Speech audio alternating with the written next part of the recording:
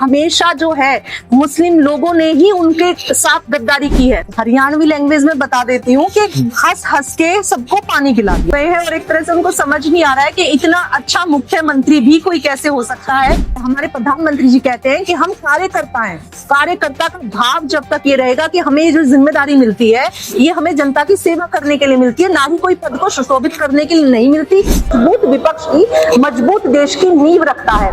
मनरेगा को लेकर बड़ा इश्यू चल रहा है, अपोजिशन जो है वो एहतजाज पे है, प्रोटेस्ट पे है। वही हमने देखा हरियाणा में भी।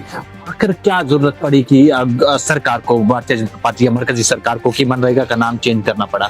कि मजदूरी घटा दी होती, मजदूरों को ये कह दिया होता कि पैसा नहीं मिलेगा, आपके खाते में नहीं जाएगा। तो विपक्ष है सिर्फ भ्रामक राजनीति कर रहा है, लोगों के हित के विषय में उसने कभी नहीं सोचा। सबका साथ, सबका विकास, सबके प्रयास। अमेजिंग टीवी देख रहे हैं आप और आपके साथ मैं हूं लोन सुलेमान। इस वक्त मैं भारतीय जनता पार्टी के हेड ऑफिस दिल्ली में मौजूद हूं। मेरे साथ जो है बीजेपी स्पोक्स पर्सन हरियाणा जो है विशाली तोमर जी है। मैम आपका बहुत बहुत शुक्रिया हमें वक्त देने के लिए। सवाल सीधा सा रहेगा, हरियाणा के अंदर इस वक्त जो करंट पॉलिटिकल सिचुएशन है उसे आप किस तरीके से देखती है?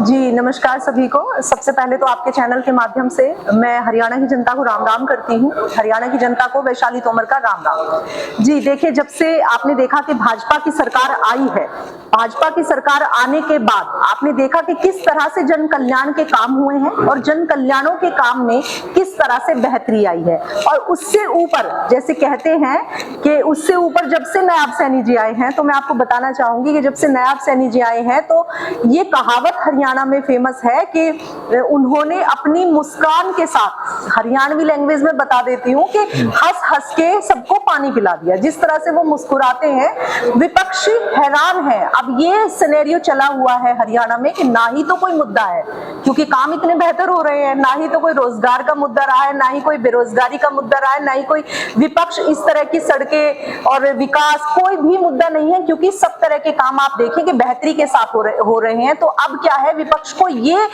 जो उनकी मुस्कान है नायब सैनी माननीय मुख्यमंत्री जी की, उससे ही वो उनको इतनी परेशानी हो रही है कि जैसे वो सुबह सुबह उठते हैं और लोगों से मिलते हैं और टीवी में देखते हैं और मीडिया के माध्यम से, आप सभी के माध्यम से, जैसे कहते हैं कि मीडिया चौथा स्तंभ है और आपके माध्यम से सारी जन कल्याण योजनाओं के साथ सारी चीजें बाहर जाती हैं, जन जन तक पहुंचती हैं। तो मैं आपका भी बहुत धन्यवाद करना चाहूंगी। तो विपक्ष को उनकी मुस्कान देखते ही, नायब सैनी जी का मुस्कुराता हुआ चेहरा देखते ही वो एक तरह से फ्लैट हो गए हैं और एक तरह से उनको समझ नहीं आ रहा है कि इतना अच्छा मुख्यमंत्री भी कोई कैसे हो सकता है, कि कोई जनता के 24 घंटे हित के लिए कोई कैसे काम कर सकता है। हमारे नायब सैनी मुख्यमंत्री जी कहते हैं कि स्वास्थ्य राष्ट्र बलम, आयुष्मान कार्ड सुरक्षा कवचम इवम।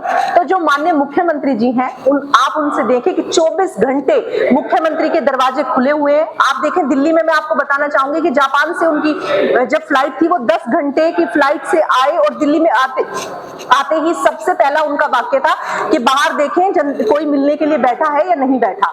जब उनके जो सहयोगी थे उन्होंने देखा कि माननीय मुख्यमंत्री जी का शेड्यूल इतना बिजी है, तो उन्होंने मना कर दिया कि नहीं, कोई नहीं बैठा। लेकिन उसके बाद उन्होंने फिर कहा कि देखो, हो सकता है कि सुबह का समय है, आप देखें कि कोई ना कोई बैठा होगा। देखें तो मिलने वालों की बहुत भीड़ लगी हुई थी और 5:30 बजे उन्हें वंदे भारत से चंडीगढ़ जाना था। उसके बाद उतने समय में, जो उनका बीच का समय था, उसके बीच में उन्होंने ना आराम किया, ना ही कुछ उन्होंने अपने आप पर कोई ध्यान दिया। और उसके बीच उन्होंने जनता की समस्याएं सुनी। उन्होंने कहा इस जनता के विश्वास की वजह से, इस जनता के आशीर्वाद की वजह से, इन महिलाओं के आशीर्वाद की वजह से आज मैं मुख्यमंत्री पद पर सेवारत हूं। और हमारे प्रधानमंत्री जी कहते हैं, आपने देखा भी कि जैसे सबके नाम बदलने की बात चल रही है, हमारे प्रधानमंत्री जी कहते हैं कि हम कार्यकर्ता हैं। कार्यकर्ता का भाव जब तक ये रहेगा कि हमें जो जिम्मेदारी मिलती है ये हमें जनता की सेवा करने के लिए मिलती है, ना ही कोई पद को सुशोभित करने के लिए नहीं मिलती। इसीलिए जहां भी उनके काफिले के सामने कोई हाथ ऐसे उठा देता है, मुख्यमंत्री जी तभी अपना काफिला रुकवा देते हैं। मुख्यमंत्री जी ने सख्त हिदायत दी हुई है कि कोई भी मेरे दरवाजे पर आए, उसकी समस्या सुनी जाएगी और उसकी समस्या का निदान भी अवश्य होना चाहिए। लेकिन अब विपक्ष है, विपक्ष के पास कोई मुद्दा तो नहीं है, अब कुछ ना कुछ कमियां निकालेगा। जाहिर सी बात है, विपक्ष है, बहुत बेहतरीन अपना काम कर रहा है और कुछ गलत भी नहीं है। विपक्ष को ये काम करना भी चाहिए, क्योंकि मजबूत विपक्ष ही मजबूत देश की नींव रखता है। तो ये जाहिर सी बात है, बहुत अच्छा काम विपक्ष कर रहा है। मैं तो कहती हूँ, भारत के एक जिम्मेदार नागरिक होने के नाते वैशाली तोमर ये चाहती है कि विपक्ष मजबूत होना चाहिए और समय समय पर इस तरह की कोई भी कमी कमी अगर उसको दिखे उसको जरूर उठानी चाहिए, ताकि बेहतरी के साथ और बहुत जोश के साथ, बहुत जुनून के साथ, बहुत अच्छे भाव के साथ जनता के काम होने चाहिए, क्योंकि जनता ने बहुत उम्मीद के साथ अपना जन सेवक चुनती है, वो जन सेवक जो उसके मुद्दों को उठाने के लिए काम करता है। मैम, मनरेगा को लेकर बड़ा इशू चल रहा है, अपोजिशन जो है वो एहतिजाज पे है, प्रोटेस्ट पे है, वही हमने देखा हरियाणा में भी। आखिर क्या जरूरत पड़ी कि सरकार को, भारतीय जनता पार्टी या मरकजी सरकार को, कि मनरेगा का नाम चेंज करना पड़ा? देखिए, ऐसा कुछ भी नहीं है, नाम पहले से भी चेंज होते थे, पहले नरेगा नाम था, फिर मनरेगा कर दिया। अब विपक्ष को तो क्या है, बिना मतलब की बातें उठाते हैं। आप देखेंगे इससे बिचौलियों को हटाया है। पहले क्या होता था, 90 और 10 का जो प्रावधान था केंद्र और राज्य के बीच में कि जो पैसा आता था, अब क्या है, वो 60-40 का है। अब तो सीधे सीधे जो पेमेंट है हर हफ्ते जो मजदूर है उनके खाते में जाएगा। उनको तो खुश होना चाहिए कि भाजपा सरकार इतना अच्छा काम कर रही है, उनको नाम से क्या लेना देना। और आप देखें कि गांव में क्या है, आप सबसे पहले किसी गांव में जाइए, गांव में जाते ही आपको क्या होता है, जी राम जी। इसमें बुराई क्या है? जो गांधी जी की बात करते हैं, महात्मा गांधी जी के जो आखिरी शब्द थे, आखिरी शब्द उनके क्या थे, सब जानते हैं, आप भी जानते हैं, मैं भी जानती हूँ, जनता भी जानती है, सब जानते हैं, उनके आखिरी शब्द थे, हे राम। तो इसमें दिक्कत भी क्या है? और नाम आप देखेंगे, जैसे जैसे आप जब छोटे होते हैं, जब आप छोटे होंगे तो आपके जो अब्बू जान है या आपके घर वाले आपको कुछ भी बुलाते होंगे, बिल्कुल बुलाते हैं, प्रेम में कुछ बुलाते हैं। बड़े होके फिर आप अपने नाम को बहुत अच्छे से रखते हैं, तो उसमें नाम बदलने में कोई ऐसा कोई वो नहीं है। आप देखें कि जब से जी राम जी, जी राम जी योजना का जो प्रावधान माननीय प्रधानमंत्री जी ने दिया है, उसमें यह है कि जो अब सीधा पैसा जो है वो मजदूरों को मिलेगा, हर हफ्ते मिलेगा। 100 दिन की जगह 125 दिन की मजदूरी कर दी है। नाम बदलने के बगैर भी मैम ये किया जा सकता था। लेकिन अगर नाम बदल भी दिया है तो उससे भी क्या, अगर मैं ये मानती हूँ कि अगर काम बेहतर नहीं हो रहा होता तो दिक्कत थी कि हमने पैसा नहीं बढ़ाया होता, बजट ज्यादा एलोकेट नहीं किया होता, मजदूरों की मजदूरी घटा दी होती, मजदूरों को ये कह दिया होता कि पैसा नहीं मिलेगा, आपके खाते में नहीं जाएगा। अब तो हर हफ्ते पैसा मिलना है, पहले तो महीनों मिलता था, और वो भी बीच में होते थे कि जैसे कोई मजदूर आया, मुझे वो काम मिल गया कि भाई मैं इतने लोगों को मजदूरी दूंगी, तो बिचौलिया तो अपने आप ही खा जाता था, वो मजदूर तो पहुंचता ही नहीं था, गड्ढे खोदो गड्ढे भरो, यही काम था। विकास का काम है ये, तो इसमें नाम बदलने में दिक्कत भी क्या है? आखिरकार दिक्कत वहां होनी चाहिए जहां जनता के हित के काम नहीं हो रहे हो। तो आप देखें कि जिस तरह से विपक्ष है, सिर्फ भ्रामक राजनीति कर रहा है, लोगों के हित के विषय में उसने कभी नहीं सोचा। और आज मैं अपनी, चलिए आप मुझसे दूसरा क्वेश्चन पूछ लीजिए, लेकिन एक पर्सनल बात मैं कहूंगी आपसे, क्योंकि इसलिए कि आप मेरे मुस्लिम भाई हैं। हमारा ये जो देश है ना, ये सबके योगदान से बना है। और भाजपा का आप नारा देखिएगा, भाजपा का नारा भी है सबका साथ, सबका विकास, सबके प्रयास। आप ये देखें, हमेशा जो है मुस्लिम लोगों ने ही उनके साथ गद्दारी की है, मुस्लिम लोगों ने ही उनको भड़काया, उनको पढ़ने नहीं दिया, क्योंकि वो पढ़ लेंगे तो उनकी बुद्धि बढ़ जाएगी, बुद्धि बढ़ जाएगी तो वो सोचेंगे कि उनका भला कौन कर रहा है। वो क्या कर रहे हैं, अपनी ही कौम के खिलाफ है वो लोग। मैं बहुत बड़ी बात बोल रही हूँ, लेकिन अगर आप थोड़े से भी पढ़े लिखे हैं तो आप सोचिएगा कि माननीय प्रधानमंत्री जी ने सबसे ज्यादा अगर फायदा किसी को दिया है तो वो मुस्लिम लोगों को दिया है। लेकिन आप ये बताएं कि वो लोग क्या करते हैं, खुद ही उस तरह की जाहिल लोग के सब्जी वाले क्या करेंगे, थूक डाल के वो वीडियो बना देंगे, फिर आप बताएं कि कोई लोग उनसे सब्जियां खरीदना चाहेगा, वो सब लोगों के खिलाफ हो जाएंगे। मैं बहुत ऐसे लोगों को जानती हूँ जो इस कम्युनिटी से आते हैं, बहुत हेल्पफुल होते हैं। इस देश का विकास उन मुस्लिमों के लिए बिना असंभव है। मैं आपको बताऊं, जितने भी कारीगर हैं वो सब मुस्लिम हैं और इतना बढ़िया काम करते हैं, इतने उनमें जो डिटरमाइनेशन इतनी ज्यादा होती है कि वो और किसी कौम में नहीं होती। लेकिन यही लोग उनकी खिलाफत कर रहे हैं, यही लोग हैं जो उनको भड़काकर सिर्फ अपनी राजनीति करना चाहते हैं। लेकिन हमारे माननीय प्रधानमंत्री मोदी जी वो चाहते हैं कि ये लोग पढ़ें, ये लोग बढ़ें, लेकिन वो उनकी मानसिकता में सिर्फ और सिर्फ देश को बर्बाद करने की बात रखते हैं और अपनी राजनीति रोटियां सेकते हैं। चलिए मैम, दूसरा सवाल मेरा आपसे रहेगा कि अपोजिशन इल्जाम लगा रही है कि भारतीय जनता पार्टी की सरकार जो है वो लोगों के घर तोड़ रही है। देखिए, ये भी बिल्कुल गलत बात है। भारतीय जनता पार्टी की सरकार ही एक ऐसी सरकार है जिसने घर देने का काम किया, जिसने छत देने का काम किया। बुलडोजर जो घरों पे चलाया जाता है, बुलडोजर, आप बताएं किसके ऊपर बुलडोजर चलाया जा रहा है? आज आप देखें कि जब भी कभी आप मुझे बस एक छोटी सी बात का आपसे जवाब मांगती हूँ, वो भी इसलिए कि मैं चाहती हूँ, क्योंकि मैं इस देश की सच्ची नागरिक हूँ और मैं सच में चाहती हूँ कि देश का भला होना चाहिए। मैं इसलिए पूछ रही हूँ, क्या जब बताएं कि जब यहाँ मेट्रो स्टेशन पे दिल्ली में बॉम्ब ब्लास्ट हुआ, क्या किसी ने पूछा कि इसमें हिंदू मुस्लिम सिख ईसाई कौन सी जाति है? इसमें उसमें कितने लोग मरे? उसमें मुस्लिम भी थे। जो कश्मीर में बॉम्ब ब्लास्ट होते हैं, क्या उसमें मुस्लिम भाई नहीं मरते, मुस्लिम लोग नहीं मरते? बताएं कैसे कैसे वो लोग अपना अपना घर बसाते हैं, कैसे कैसे एक मजदूर अपना काम चलाता है और वो उसको भी लोग शक की नजर से देखने लगते हैं। क्यों देखने लगते हैं? क्योंकि ये लोग अपने ही लोगों का नुकसान कर रहे हैं, अपने लोगों को ही हथियार बनाकर कंधे पर बंदूक चलाकर अपने लोगों को खराब कर रहे हैं लोग। अगर हर मुस्लिम पढ़ लेगा, हर मुस्लिम समझेगा कि अगर सच्चा नेता, सच्चा रक्षक उनका कोई है तो सिर्फ मोदी जी है, तो मैं मानती हूँ कि देश का हर मुसलमान, हर सिख, हर ईसाई, हर जाति, हर वर्ग का व्यक्ति सिर्फ एक ही चीज चुनेगा, वो है मोदी। लेकिन मैम बिल्डोजर तो चलाया जाता है ना घरों पे। अगर एक मैम सुनिए मेरी बात, अगर कोई शख्स 30 साल 40 साल से कहीं पे रह रहा है, उसे बेघर करना जरूरी है बिल्डोजर चलाकर? देखिए, मैं आपके सेंटीमेंट समझ रही हूँ, और क्या होता है, बिल्कुल आप सही कह रहे हैं। जब कभी एक आप ये देखें कि ये हमारा घर है, मैं इस तरह से समझाती हूँ, सपोज दैट ये हमारा घर है, आपका घर है, ठीक है, आपके घर में कबूतर ने घोंसला बना लिया और वो आपके ड्राइंग रूम में बना लिया, वो उसकी जगह नहीं है, तो आप क्या करेंगे? उसको उठाकर, उसके घोंसले को उठाकर पेड़ पर रखेंगे जहां उसकी जगह है। बिल्कुल। अगर कोई चलती हुई सड़क पर अधिग्रहण करेगा, वहां पर घर बना लेगा, तो आप क्या करेंगे? जिससे लोगों की परेशानी हो रही है, भाजपा सरकार, मोदी सरकार तो घर दे रही है, उनको सही जगह बैठा रही है, उनको जो फ्री आवास मिल रहे हैं, कितने लाख करोड़ लोगों को फ्री आवास मिल रहे हैं, कितने लाख करोड़ लोगों को, आप ही कहें आम आदमी पार्टी या अन्य पार्टी कहती थी फ्री की बिजली देंगे, फ्री की बिजली देंगे। फ्री की बिजली में क्या होता था? सरकार पर सारा जो बोझ था वो सरकार पर पड़ता था। सरकार के पास भी पैसा कहां से आएगा?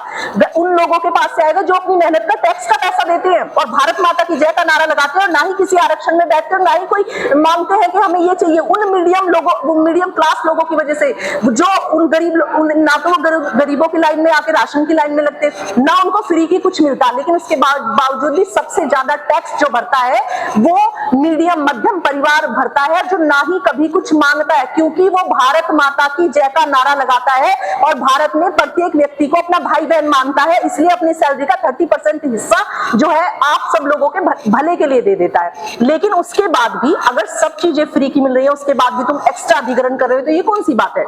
बताए ना, ये कोई अच्छी बात थोड़ी ना है। तो अगर उस चीज को बहुत अच्छे से समझेंगे, इसीलिए हर चीज के लिए जागरूकता होनी बहुत आवश्यक है। जब लोग जागरूक होंगे तो उनको खुद पता चलेगा कौन सही है, कौन गलत है। एक और सवाल मैम आपसे रहेगा कि जो मस्जिदों पे बुलडोजर चलाया जाता है, ऐसा क्यों? कि कोई मस्जिद 70 साल पुरानी हो, फिर उस पे बुलडोजर चलाना जरूरी? जैसे कि आपने कहा कि इस मुल्क के लिए जो है मुसलमानों ने भी सब जरूरी है, और कभी बिल्कुल। तो ऐसे में एक रिलीजियस सेंटिमेंट्स को होल्ड करना, किसी मस्जिद पे बुलडोजर चलाना, देखिए, मैं पहले भी कह रही हूँ और पहले भी कहा है और अभी भी कहती हूँ, ये भारत जो देश है वो सबके बलिदान से बचा है, ये सब बना है, सबका योगदान इसमें है, ठीक है। और आप ये देखें कि जितना काम भाजपा सरकार ने किया है, अन्य किसी पार्टियों ने नहीं किया। अन्य पार्टियों ने अगर काम किया होता तो आज आप देखें कि इस कम्युनिटी में लोग जो है, ना ही तो उनको एजुकेशन मिली, ना ही उनको घर मिला, ना ही उनको कोई इस तरह के कहीं भी रोजगार मिला। वो लोग सिर्फ और सिर्फ इनकी वोट का हिस्सा रहे, भीड़ का हिस्सा रहे कि आइए भीड़ करिए, नारे लगाइए, और फिर उनको ही कुचल के आगे बढ़ गए। मैंने फिर से कहा, अभी फिर से कह रही हूँ कि जब कहीं एक्स्ट्रा अधिग्रहण होगा, समझ रहे हैं ना, एक्स्ट्रा अधिग्रहण होगा, उसको जानबूझ के उस कम्युनिटी के लोगों के साथ ही खराब कर रहे हैं, जानबूझ के। ये इंडिया का मुसलमान है, ये भारत का मुसलमान है और ये भारत का ही है, लेकिन कुछ लोग जो विदेशी ताकतें हैं वो हमारे देश में बैठकर हमारे देश के लोगों को बरगलाकर उन पर उनकी मानसिकता को खराब करके ऐसा काम करना चाहते हैं। आप बताएं, बाहर से आए लोग आके यहाँ पर आक्रमण किए, वो हमारे कब से हो गए? उन्होंने तो सबको मारा ना। अगर इतिहास को पढ़ेंगे तो खुद अपने आप देखेंगे कि ये भारत देश की जो भूमि है ये सबकी है और हमारा भारत का झंडा सबके लिए समान है। लेकिन उन्होंने ऐसी ऐसी चीजें भर दी उनके दिमाग में कि भारत माता की जय नहीं बोलना चाहिए। क्यों नहीं बोलना चाहिए? इस भारत माता पे जब तुम मस्जिद बना रहे हो तो तुम्हें क्यों जय नहीं बोलनी चाहिए? सबसे पहले हमारे भी हमारा हिंदुस्तान होना चाहिए, कुछ रहे या ना रहे, ये भारत हमेशा रहना चाहिए। लेकिन मैम, जे भारत माता की जय की अगर आपने बात की है, ये कॉन्स्टिट्यूशन हक देता है, आप अपने रिलीजियस के हिसाब से आप बोलेंगे या नहीं, लेकिन कॉन्स्टिट्यूशन हक देता है, किसी को जबरदस्ती नहीं बुलवाया जा सकता। बिल्कुल, किसी को भी जबरदस्ती नहीं बुलवाया जाना चाहिए, लेकिन ये भाव ऐसा है, ये शब्द ऐसा है, मैं आपको कहूंगी, जो अपने भारत से प्रेम करता है, जो उस लहराते हुए तिरंगे से प्रेम करता है, वो स्वयं खुद बोलता है। क्या आपको अपने माँ बाप को सलाम करने में गुरेज होता है? नहीं। कितनी, अगर मैं कहूँ कि अपने अब्बू जान को सलाम कीजिए, आपको दिक्कत होगी? नहीं होगी ना। तो क्यों भारत माता, जिस भारत धरती पर हम रह रहे हैं, घर बना रहे हैं, आप भी चाहते चाहते हैं कि आपका आलीशान घर हो, चाहते हैं कि नहीं चाहते? जब आप उस आलीशान घर चाहते हैं तो क्यों उस जमीन के टुकड़े पर ही तो बनेगा ना, आसमान में तो बन नहीं जाएगा। तो फिर उस माँ को सलाम करने पर, उस माँ को नमस्कार करने पर, उस माँ की जय बोलने में दिक्कत कैसी? लेकिन मैम जय भारत माता की जय न बोलने से तो ये तो नहीं बताया जा सकता ना कि ये हिंदुस्तानी नहीं है। अगर वो ये सर्टिफिकेट थोड़ी मिलती है, अगर मैं नहीं बताऊं या बताऊं तो इससे मुझे कोई सर्टिफिकेट थोड़ी मिलेगी कि ये हिंदुस्तानी है या नहीं, भारतीय है या नहीं। इससे कोई भी सर्टिफिकेट सच में नहीं मिलेगी। लेकिन ये बात अगर आप अपने माँ बाप के सामने उनको माँ बाप मानने से इनकार करेंगे तो वो भी आपको आज नहीं तो कल लोग आपको उनका बेटा मानने से इनकार कर देंगे, जब आप उनको अपनी माँ बाप मानने से इनकार करेंगे। लेकिन मैम ये कॉन्स्टिट्यूशन हक देता है। देखिए मैम, बिल्कुल हक देता है। कुछ रिलीजियस ऐसे भी है जहाँ पे आप ये चीज नहीं दोहरा सकते, जैसे भारत माता की जय हो या वगैरह, ऐसे कुछ अल्फाज है जो उन्हें उनका इस्लाम हो या उनका जो धर्म है वो इजाजत नहीं देता। ऐसे में जबरदस्ती तो नहीं। मुझे ये लगता है, देखिए इस विषय का इस विषय पर जब भी किसी, मैं चाहती हूँ कि किसी एक्सपर्ट से बात करेंगे तो बहुत अच्छा रहेगा। लेकिन मुझे ऐसा लगता है कि कोई भी पाक धर्म होगा, कोई भी पाक किताब होगी, वो कभी आपको ऐसी इजाजत नहीं देगी कि आप किसी को नमस्कार ना करें, आप किसी को सलाम ना करें या आप किसी को दुआएं ना दें। मुझे नहीं लगता, मेरे साथ भी इतने लोग हैं, मैंने देखे हैं कि वो सब बहुत प्रेम से रहते हैं, सब एक दूसरे की हेल्प करते हैं, एक दूसरे के लिए खड़े रहते हैं हमेशा। लेकिन मैं आज फिर कह रही हूँ, कुछ लोगों ने राजनीति करने के लिए, सिर्फ अपनी राजनीति रोटियां सेकने के लिए ही हमारे देश के साथ, हमारे देश के उन मासूम लोगों के साथ, उन भोले लोगों के साथ उनका ही नुकसान कर रहे हैं। आप मुझे बता दीजिए, जब पाकिस्तान से गोलियां आती हैं, पाकिस्तान से बम ब्लास्ट आते हैं, क्या वो देखते हैं कि ये मुस्लिम घर नहीं है? बताएं आप मुझे, कभी उन्होंने देखा इतने बच्चे मर जाते हैं? मैंने फोटो देखा जब अभी ऑपरेशन सिंदूर हुआ, 2 बच्चे, मुस्लिम बच्चे थे, वो इतनी मासूम उनकी शक्ल थी और बिल्कुल देखकर ऐसे लगता था कि साक्षात खुदा दिखाई दे रहा है। उन बच्चों को भी उसमें बम ब्लास्ट में वो खत्म हो गए। तो क्यों फिर उन लोगों का साथ दे रहे हैं? तो वो उनकी मानसिकता से ही तो खिलवाड़ कर रहे हैं उनकी। अगर इस क्या है, जीवन होना चाहिए, देश होना चाहिए, खुशी होना चाहिए। मुझे लगता है कि भारत में प्रत्येक व्यक्ति शांति चाहता है। मुझे ये लगता है कि भारत में प्रत्येक व्यक्ति अपनी सुरक्षा चाहता है और अच्छे से रहना चाहता है। मुझे नहीं लगता किसी को लड़ाई झगड़ा चाहिए। मेरा ये अपना पर्सनल ओपिनियन है। मैं मानती हूँ कि मुझे नहीं लगता कि कोई भी व्यक्ति ये चाहता है कि उसके देश में, उसके घर में, उसके आसपास कोई भी लड़ाई झगड़ा दंगा होना चाहिए। सब प्रेम से रहना चाहते हैं। लेकिन कुछ लोग हैं जो अपनी राजनीति रोटियां सेकना चाहते हैं और अपनी राजनीति रोटियां सेकने की वजह से ही कुछ लोगों को मोहरा बनाते हैं, अपनी इच्छाओं से उनको उनकी मानसिकता के साथ खेलते हैं और बाद में जब वो कुछ बन जाते हैं। आप मुझे बताएं कि आपके जितने मुस्लिम नेता हैं उन्होंने कितने लोगों की एजुकेशन फ्री करी? बता दें आप मुझे, कितने असदुद्दीन ओवैसी, कितने लोगों की उन्होंने एजुकेशन फ्री कर रखी है? कितने लोगों को तालीम दी है उन्होंने? कितने लोगों को इंजीनियर बनाया? कितने कॉलेज बनाए? कितनी यूनिवर्सिटी बनाई? कितने स्कूल चलाए? कितनी महिलाओं को उन्होंने कहीं वेल सेटल्ड किया है? एक भी व्यक्ति नहीं मिल सकता आपको, अगर मिले तो देख लेना। जब भी कभी आपकी कोई हेल्प करेगा ना, ध्यान रखना वो इस देश का सच्चा सेवक और सिर्फ एक भाजपा की सरकार ही है जो सही जीने का अधिकार देती है।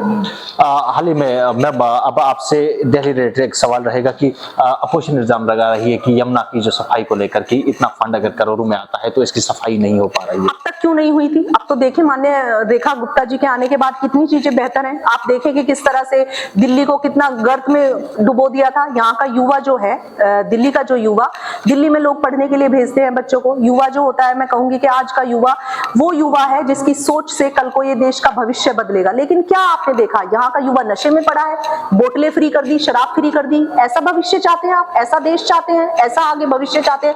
आप मुझे बताएं, आपके छोटे बच्चे वहां, आप अपनी मेहनत करके 24 घंटे अपने बच्चों को दिल्ली पढ़ाने भेजे, आप चाहेंगे कि वो शराब के ठेके पे खड़ा हो? तो फिर कौन चाहेगा ऐसी सरकार? बताएं। माननीय मोदी जी का कोई परिवार नहीं है जिसको वो बच्चों, जिसे वो अपनी प्रॉपर्टी या कुछ भी वो करेंगे। तो वो उनका परिवार कौन है? हम सब लोग हैं। अगर हम सब साथ नहीं देंगे एक अच्छी सोच का जो हमारे देश के लिए अच्छा चाहती है, तो मैं मानती हूं कि कल सबका नुकसान है इसमें, हमारा ही नहीं सबका। मैम आखिरी सवाल रहेगा, हरियाणा सरकार का आपका क्या रोड मैप है आगे जो एम्प्लॉयमेंट को लेकर या बाकी चीजों को लेकर? देखिए, हरियाणा सरकार का एम्प्लॉयमेंट को लेकर क्या रोड मैप है, ये तो बात की बात है। हरियाणा सरकार ने, हमारे माननीय मुख्यमंत्री नायब सैनी जी ने शपथ लेने से पहले ही 24,000 लोगों को पक्की नौकरियां दी। तो क्या रोड मैप होगा? जिस व्यक्ति ने शपथ लेने से पहले जितने भी संकल्प लिए हैं वो करने शुरू कर दिए, उनका क्या रोड मैप होगा? आप खुद ही सोचें। विपक्ष के पास तो कोई काम तो रह नहीं गया। जब आप देखें कि जब उनका चुनाव का भी समय था ना, तब भी वो घर से निकल के रैलियों में नहीं गए। जनता से मिलेंगे तो उन्हें पता चलेगा क्या दे रही है भाजपा भाजपा सरकार जनता से मिले तो सही। आज ये जो सड़कें, हाईवे गांव से निकलकर शहरों तक पहुंचे हैं, आज हर गांव शहरों से जुड़ा हुआ है, बिजली चमचमाती बिजली दिखती है, पानी शुद्ध मिल रहा है, हर घर से बस जा रही है स्कूल तक, सरकारी विद्यालयों तक, और हर बेटी पढ़ रही है। आप ये बताइए, कोई राजनीतिक मुद्दा है बेटी बचाओ बेटी पढ़ाओ? कोई राजनीतिक मुद्दा है? कोई राजनीतिक मुद्दा नहीं था, सिर्फ सामाजिक मुद्दा था। लेकिन किसने सोचा? भाजपा सरकार ने सोचा। माननीय नरेंद्र मोदी जी की आवाज थी हरियाणा से कि बेटी बचाओ और बेटी पढ़ाओ। ये कोई राजनीतिक मुद्दा तो नहीं था। एक पेड़ लगाना क्या राजनीतिक मुद्दा होता है? एक पेड़ लगाना राजनीतिक मुद्दा तो नहीं होता। एक व्यक्ति 27 लोगों का ऑक्सीजन लेता है पेड़ का। लेकिन क्यों भाजपा सरकार सोच रही है, अन्य पार्टी क्यों नहीं सोचती? क्यों कांग्रेस नहीं सोचती? फिर कहते हैं वोट चोरी हो गया। वोट चोरी नहीं हुआ, काम करते हैं। काम तो उनके पास कुछ है नहीं। मैं आपसे ये आखिर में जानना चाहूंगा कि आपकी जानिब से हरियाणा की जो लोग हैं उनके लिए क्या मैसेज रहेगी? हरियाणा की जो जनता है वो बहुत अच्छे से आशीर्वाद कर रही है माननीय नायब सैनी जी को। और नायब सैनी जी बहुत अच्छे भाजपा संगठन के गढ़े हुए कार्यकर्ता है और पूरा हरियाणा उनका परिवार है। हरियाणा के लोगों को वो बिल्कुल अपना परिवार समझते हैं। माननीय हमारी मुख्यमंत्री जी की जो पत्नी है, उन्होंने भी मंच से कहा कि यह जो हरियाणा का जो आवास है, संत कुटीर है, ये उनका घर है हरियाणा वासियों का। आप 24 घंटे कभी चले जाएं, आप भी चले जाएं, हर व्यक्ति को वहां पे बुलाया जाएगा, मिला जाएगा, आपको जो आपकी समस्या है उसको सुना जाएगा। खुद भी जाएं, खुद भी देखें, मेरे कहने पर विश्वास ना करें, खुद मिले, खुद जाए। जिस सूबे का मुखिया ऐसा होता है जो अपनी नींद, आराम सब कुछ त्याग कर अपने हर व्यक्ति को गले से लगाता है, उसकी तो अपने आप ही समस्याएं दूर हो जाती हैं। चलिए, थैंक यू मैम हमें वक्त देने के लिए। आपको बता दें कि भारतीय जनता पार्टी की हरियाणा की स्पोक्स पर्सन विशाली तोमर जी हमारे साथ मौजूद थी, जिनसे हमने हरियाणा से लेकर हिंदुस्तान के बाकी कई मुद्दों को लेकर बात की जो आज चर्चाओं में बने हैं, जो अपोजिशन उछाल रही है, उन मुद्दों पे हमने बात की है। उम्मीद है कि ये शुमार आपको पसंद आया होगा। मजीद ऐसे शुमारों के लिए आप बने रहिएगा एम्बेसिंग टीवी के साथ।